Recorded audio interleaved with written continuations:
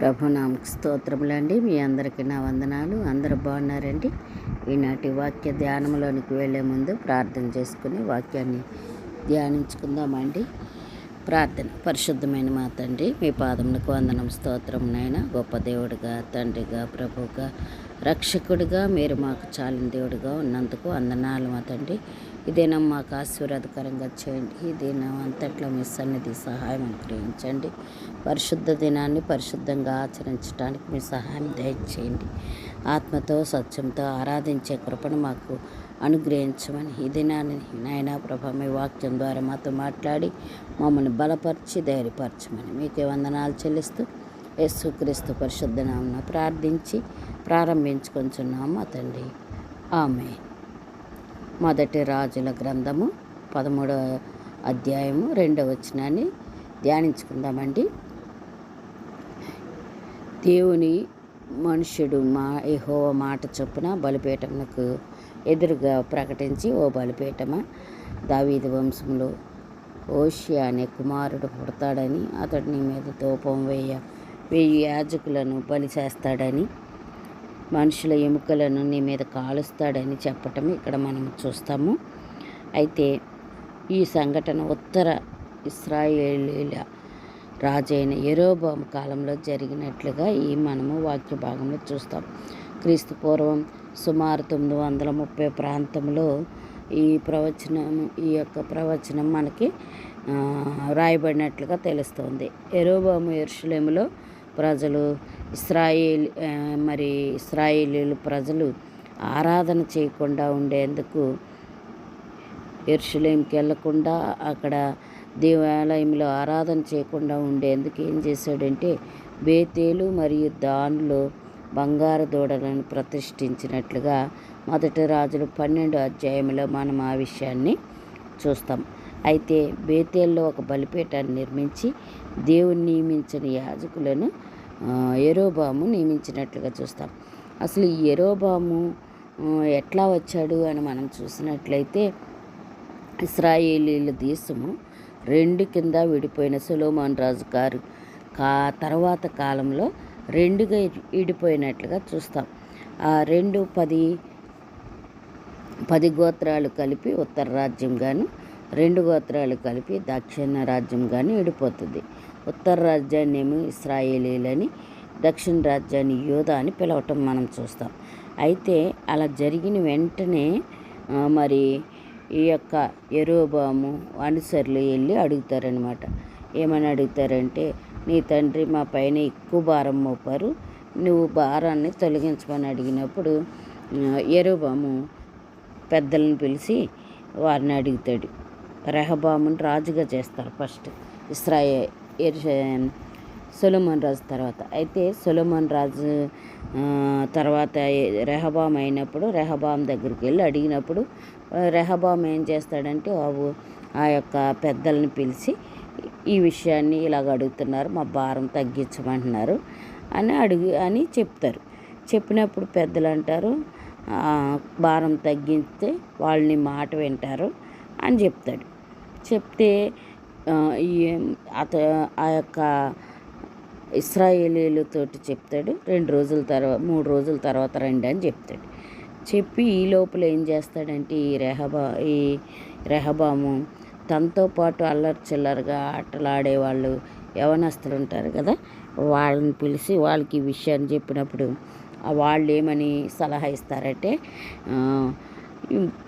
నా తండ్రి కంటే నా చిటికిన వేలు బరువైనది అని చెప్పు అని చెప్తే, పెద్దలు చెప్పిన మాట చెప్పటం 3 రోజుల తర్వాత మరలా తిరిగి వస్తారనమాట ఇశ్రాయేల్. వచ్చినప్పుడు పెద్దలు చెప్పిన మాటను చెవుని పెట్టకుండా తనతో పాటు అల్లరగా తిరిగే మాటలను పట్టించుకుని అదే విషయాన్ని చెప్పినప్పుడు ఇక్కడ ఇశ్రాయేలీలు రెహబాము మీద తిరగబడినట్లుగా చూస్తాము. రెహబాము పారిపోయి యెరూషలేముకు వెళ్ళిపోవటం జరుగుతుంది. ఆ సంఘటన మొదటి రాజుల 12వ అధ్యాయంలో ఉంటుంది. ఆ తర్వాత యెరోబోము ఏం చేశాడంటే, ఎట్లాగ వాళ్ళు మా మీద ఉన్న భారాన్ని తగ్గించడం లేదు కనుక మన దేశాన్ని మనమే పరిపాలించుకుందామని యెరోబోము రాజుగా మరి ఆ యొక్క ఇశ్రాయేల్ దేశానికి మొట్టమొదటి రాజుగా యెరొబోము రావటం మనం చూస్తాం. అయితే ఈ యెరొబోము ఏం చేశాడు? యెరూషలేముకి వెళ్ళి అక్కడ ఆరాధన చేయాలి. ఇశ్రాయేలీయులందరికీ నియమం అది. అయితే అలాగే వెళ్ళకుండా చేయటానికి ఈ యొక్క యెరొబోము ఏం చేశాడంటే బేతేలు మరియు దాని మధ్యలో బంగారు దూడలను ప్రతిష్ఠించినట్లుగా ఆ బంగారు దూడలకి ప్రజలందరూ ఇశ్రాయేలీయులందరూ కూడా ఆరాధన చేయవలసిందిగా చెప్పడం జరుగుతుంది. అయితే బేతేల్లో ఒక బలిపీఠాన్ని నిర్మించి దేవుని నియమించని యాజకులు, అంటే యాజకులుగా చేయవలసింది ఎవరంటే లేవీలు మాత్రమే. అయితే ఇక్కడ లేవీలుని యాజకులుగా నిర్మించలేదు, కానీ తనకు నచ్చిన వారిని, తనతో పాటు అలాంటి వారిని నియమించి అంటే లేవీలు కానీ యాజకులు నియమించినట్లుగా ఇక్కడ మనం చూస్తాం. అయితే విగ్రహారాధనను ఖండించటానికి యెహోవా యూదా దేశం నుండి ఒక మనిషిని పంపించినట్లుగా మనము ఈ యొక్క ప్రవచనాన్ని బట్టి చూస్తాం. ఆ మనుషుడు దేవుని మనుషుడిగా ఆశ్చర్యకరంగా హోషేయ అనే రాజు పేరును ముందుగానే ప్రకటించటం మనము వాక్య భాగంలో చూస్తాం. సో ఈ యొక్క ప్రవచనం ఎప్పుడు జరిగింది అంటే ఈ ప్రవచనం ప్రవచించిన తర్వాత 300 సంవత్సరాల తర్వాత నెరవేరినట్లుగా మనం వాక్య భాగంలో చూస్తాం. ఈ మాట ఎక్కడ రాయబడి ఉంది అని మనం చూస్తే 2వ రాజుల గ్రంథము 23వ అధ్యాయము 15 నుంచి 20 వచనాలు మనం చదివితే, 2వ రాజుల గ్రంథము 23వ వచనం 15 నుంచి చదివితే, అక్కడ బేతేలులోనున్న బలిపీఠమును ఉన్నత స్థలమును అనగా ఇశ్రాయేలు వారు పాపం చేటు కారకుడైన నెబాతు కుమారుడైన యెరొబోము కట్టించిన ఆ ఉన్నత స్థలమును బలిపీఠమును అతడు పడగొట్టించి ఆ ఉన్నత స్థలమును కాల్చి పొడుమగునట్లుగా తొక్కించి అసేరాదేవి ప్రతిమను కాల్చివేశాను. ఓషియా అటు తిరిగి అచట పర్వతమందున్న సమాధులను చూసి కొందరిని పంపి సమాధులలోనున్న శల్యములను తెప్పించి దైవజనుడు యెహోవా మాట చాటించి చెప్పిన ప్రకారము వాటిని బలిపీఠం మీద కాల్చి దాన్ని అపవిత్రపరచెను. అంతటా అతడు నాకు కనబడుచున్న ఆ సమాధి ఎవరిదని అడిగినప్పుడు పట్టణపు వారు అది యూదా దేశం నుండి వచ్చి నువ్వు బేతేలులోని బలిపీఠములకు చేసిన క్రియలను ముందుగా తెలిపిన దైవజనుని సమాధి అని చెప్పిరి. అందుకతడు దానిని తప్పించుడి, ఎవడునూ అతని శల్యములను తీయకూడదని చెప్పగా వారు అతని శల్యములను షోమ్రోను పట్టణం నుండి వచ్చిన ప్రవక్త శల్యములను తప్పించిరి. మరియు ఇశ్రాయేల్ రాజులు షోమ్రోను పట్టణములలో ఏ ఉన్నత స్థలములలో మందిరములను కట్టించి యెహోవాకు కోపం పుట్టించరో ఆ మందిరములన్నిటినీ హోషేయ తీసివేసి తాను బేతేలులో చేసిన క్రియలన్నిటి ప్రకారము వాటికి చేసెను. అచట అతడు ఉన్నత స్థలములకు నియమింపబడిన యాజకులను అందరినీ బలిపీఠముల మీద చంపించి వాటి మీద నరశల్యములను కల్పించి యెరూషలేమునకు తిరిగి వచ్చెను. ఇక్కడ రాయబడి ఉండటం మనం చూస్తున్నాం. ఇక్కడ ఎన్ని సంవత్సరాల తర్వాత అని మనం చూస్తే ఆ ప్రవచనం 300 సంవత్సరాల తర్వాత హోషేయ రాజు రావటము, ఆ హోషేయ రాజు అక్కడున్న మరి సమాధులన్నీ తీయించటం కూడా జరిగినట్లుగా చూస్తున్నాం. అలాగే ప్రవక్తలు అంటే ఎవరు మరి ఆ యొక్క ఆరాధన జరిపించాలో యాజకులుగా ఉండాలో లేవీలను కాకుండా వేరే వారిని పెట్టిన వారిని కూడా అక్కడ చంపినట్లుగా మనం చూస్తాం. అయితే విగ్రహారాధన యాజకుల యొక్క ఎవరినైతే విగ్రహారాధన చేయటానికి యాజకులకు దూడలకు ప్రతిష్ఠించి ఆరాధన చేయటానికి యాజకులుగా పెట్టారో వారి ఎముకలను ఆ బలిపీఠం మీద వేసి కాల్చి అపవిత్రంగా చేసినట్లు మనం చూడవచ్చు. ఇలా 1వ రాజులు 13:2 చెప్పబడిన ప్రవచనము పూర్తిగా నెరవేరబడినట్లుగా వాక్య భాగంలో మనం చూస్తాం. ఎప్పుడు కూడా దేవుని వాక్యము ఎన్నడూ విఫలం కాదని, విగ్రహారాధన దేవుడు అసహించుకుంటాడని, దేవుడు ముందుగానే చెప్పిన మాటను తను నిర్ణయించిన సమయంలో నెరవేర్చుతాడని, దేవుని తీర్పు ఆలస్యమైన అది తప్పకుండా వస్తుందని గ్రహించవలసిన వారంగా మనమున్నాం. 1 రాజుల 13:2 మరి దేవుని సర్వజ్ఞతకు ఆయన వాక్య విశ్వసనీయతకు గొప్ప సాక్ష్యంగా కనబడుతుంది. యెరొబెయాము చేసిన అవిధేయతపై దేవుడు తీర్పు ప్రకటించినట్లుగా మనం వాక్య భాగంలో చూస్తున్నాం. సుమారు 300 సంవత్సరాల తర్వాత రాజైన హోషేయ రాజు రావటము, హోషేయ ద్వారా ఈ ప్రవచనము అక్షరాల నెరవేరటము మనం వాక్య భాగంలో చూస్తున్నాం. అది యూదా దేశం నుండి వచ్చిన దేవుని మనుషుడు రాజైన యెరొబెయాము ఎదుట నిలబడి దేవుని సందేశాన్ని ప్రకటించినట్లుగా వాక్య భాగంలో మనము చూస్తున్నాం. రాజు సమక్షంలో ప్రజల మధ్యలో సత్యాన్ని చెప్పటము అతని ధైర్యాన్ని చూపిస్తున్నట్లుగా మనం చూడవచ్చు. ఏలియా కూడా అలాగా ధైర్యంగా నిలబడినట్లుగా చూస్తాం. ఇక్కడ ఈ వ్యక్తి కూడా, ఈ ప్రవక్త కూడా నిలబడటం మనం చూస్తున్నాం. మరి ప్రవక్త యెరొబెయాముతో కాకుండా బలిపీఠాన్ని ఉద్దేశించి మాట్లాడటము ఇక్కడ మనం చూస్తున్నాం. ఎందుకంటే అది విగ్రహారాధనకు కేంద్రంగా మారిపోయింది. ఏంటి ఇశ్రాయేల్ దేశము విగ్రహారాధనకి కేంద్రంగా మారిపోయినట్లుగా బలిపీఠం కనబడుతుంది. ఎందుకంటే అది విగ్రహారాధనకు కేంద్రంగా చేయటం దేవుడు ఆ దుష్ట ఆరాధనను, ఆ వ్యవస్థపైకి తీర్పు తీరుస్తున్నాడని ఇది మనకి బాగా సూచిస్తున్నట్లుగా కనబడుతుంది.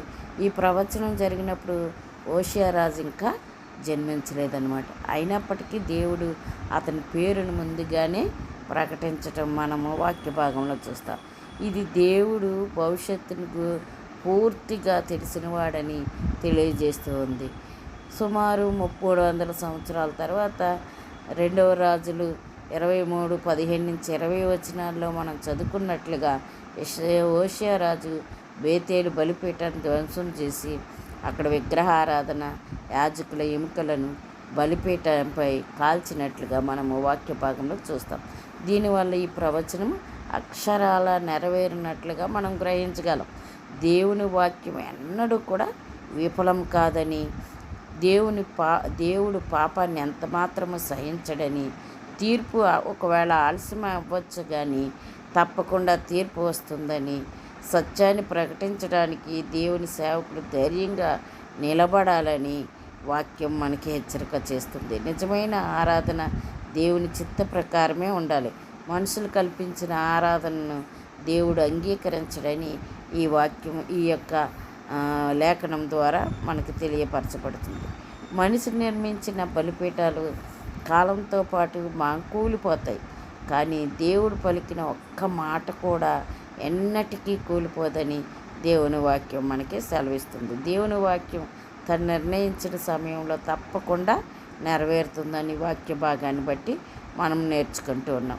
ప్రధానంగా మనం చూసినట్లయితే దేవుడు పలికిన మాట ఎన్నటికీ విఫలం కాదని యెరొబెయాము బేతేలులో తన ఇష్టానుసారంగా బలిపీఠాలను కట్టి ప్రజలను విగ్రహారాధన వైపు నడిపించిన వాడిగా కనబడుతున్నాడు. మరి మొట్టమొదటి రాజు అయిన యెరొబెయాము ఇశ్రాయేలీయులను ప్రక్కత్రోవ పట్టించిన వాడిగా మనము చూస్తున్నాం. రాజుకు అధికారం ఉంది కదా అని మరి ప్రజలను ఎటుబడితే అటు నడిపించటానికి వీల్లేదని దీన్ని బట్టి మనము నేర్చుకుంటున్నాం. ప్రజల మద్దతు ఉంది కదా, అధికారం ఉంది కదా, బలిపీఠం ఉంది కదా అని ఏదో ఒకటి అనేసి మరి దేవుని యొక్క ఆమోదం లేకుండా సొంత నిర్ణయాలతో ఆ బలిపీఠంపై తీర్పును మరి ఆ బలిపీఠంపై ప్రతిష్టను చేస్తున్నప్పుడు దేవుని తీర్పు అతని మీదకి వచ్చినట్లుగా ఆ బలిపీఠం మీదకి వచ్చినట్లుగా వాక్యంలో మనం చూస్తున్నాం. హోషేయ అనే రాజు ఇంకా పుట్టలేదు, కానీ అయినప్పటికీ దేవుడు అతని పేరును ముందుగానే చెబుతూ దేవుడు కాలానికి సంబంధించిన వాడు కాడని ఈ వాక్య భాగాన్ని బట్టి మనము నేర్చుకుంటున్నాం. చరిత్ర అంతా ఆయన చేతిలో ఉంది. ఆయన చేతిలో ఉంది కాబట్టి మనిషికి భవిష్యత్తు తెలియదు, కానీ దేవునికి సమస్తము తెలుసు. కానీ దేవుడు ఆరంభం నుండి అంతం వరకు అన్నిటినీ తెలిసిన వాడిగా, ఆయన సర్వజ్ఞానిగా మనకి కనబడుతూ ఉన్నారు. సుమారు 300 సంవత్సరాల తర్వాత హోషేయ వచ్చి అదే బలిపీఠాన్ని ధ్వంసం చేసినట్లుగా 2వ రాజులు 23:15-20 వచనంలో మనము చదువుతూ ఉన్నాం. దేవుడు చెప్పిన ప్రతి మాట అక్షరాలు నెరవేరుతుందని ప్రతి ఒక్కరూ గ్రహించవలసిన వారిగా మనం వాక్య భాగంలో చూస్తున్నాం. దేవుని వాక్యాన్ని ఎవ్వరూ ఆపలేరు. తప్పు ఆరాధన కొంతకాలం మాత్రమే విజయవంతంగా ఉన్నట్లు కనిపించవచ్చు. చివరికి మరి ఆ యొక్క తప్పుడు ఆరాధనకు దేవుని తీర్పు నుండి తప్పించుకోలేరని ఈ యొక్క బలిపీఠాన్ని బట్టి మనం నేర్చుకుంటున్నాం.